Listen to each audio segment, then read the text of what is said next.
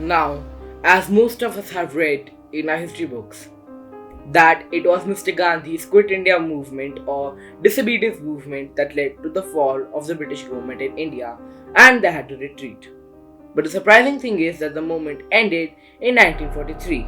Moreover, it was a highly unorganized movement with andolans like Jail Baro Andolan. So who did bring freedom to us and why was the truth hidden? Satya Sanatan hai, and who's keeping that in mind? Let's find out the Satya.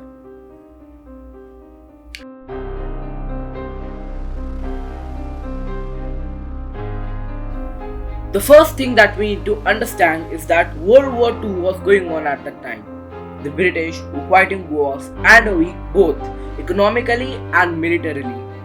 They had suffered huge losses due to Hitler and the Axis powers.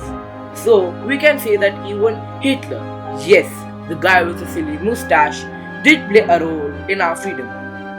In fact, India was not the only country which got freedom during the 1940s.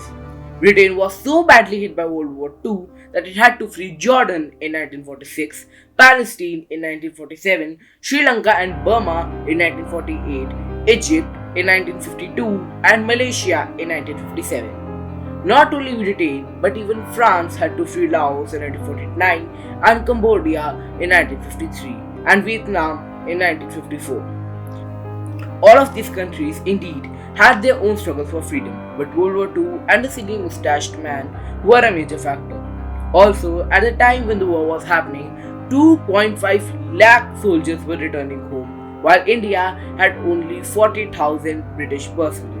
The British feared that if the Indian soldiers returning home were inspired by nationalism and revolt, the situation would get out of control and they would lose India. That's what exactly happened.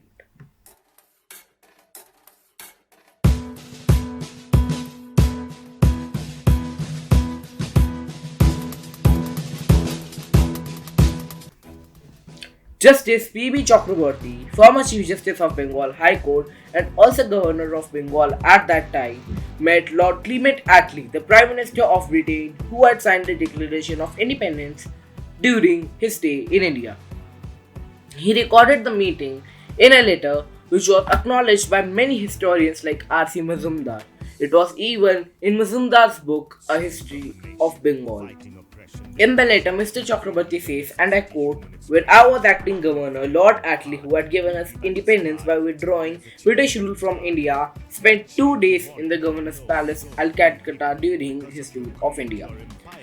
Pointing towards a prolonged discussion regarding the real factors that led British to quit India, Chakrabarti's letter said, my direct question to Attlee was that since Gandhi's Quit India movement had tapered off quite some time ago and in 1947 no such new compelling situation had arisen that would necessitate a hasty departure of British, why did they have to leave? In his reply, Attlee cited several reasons, the main among them being erosion of loyalty to British Crown among the Indian Army and Navy personnel as a result of military activities of Netaji.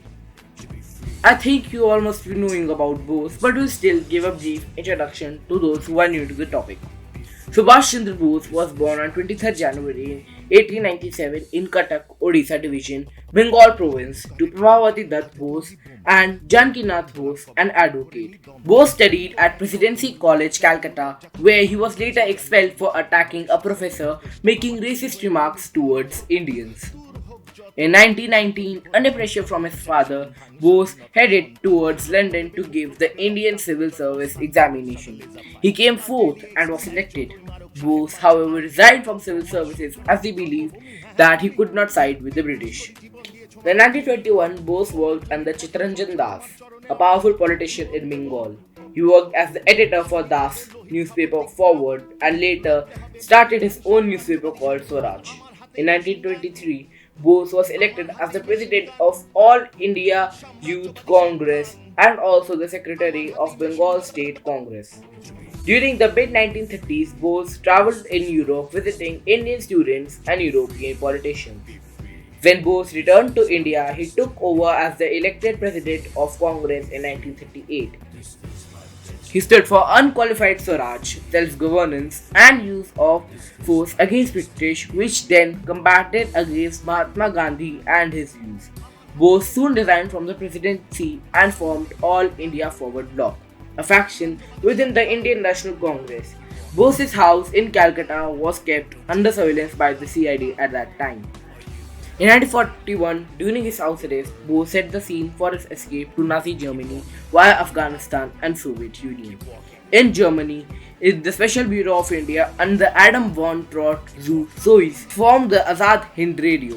In 1943, Bose traveled to Tokyo, Japan via submarines and took leadership of the Indian independence movement in East Asia and proceeded with Japanese aid and influence to form a trade army of about 40,000 troops in Japanese-occupied Southeast Asia known as Indian National Army. Under Bose's leadership, the INA drew ex-prisoners and thousands of civilian volunteers from Indian expedited population in Malaya and Burma. In 1943, troops of the INA were under the aegis of provisional government, the Azad Hind government, which came to produce its own currency, postage stamps code, and civil code. Bose advanced to Rangoon, Myanmar after the capture of Andaman and Nicobar Islands to make way into India through Kohima and plains of Imphal. In 1995, British Indian Army retaliated to the capture of Manipur and Kohima by killing almost half of the Japanese forces and the entire anticipating INA contingent. The Axis power led by Hitler's Germany had vanquished. Victors wanted to impose justice on the defeated armies. In India, officers of Netaji Bose's INA were put on trial for treason, torture, and murder. This series of court-martials came to be known as the Red Fort Trials.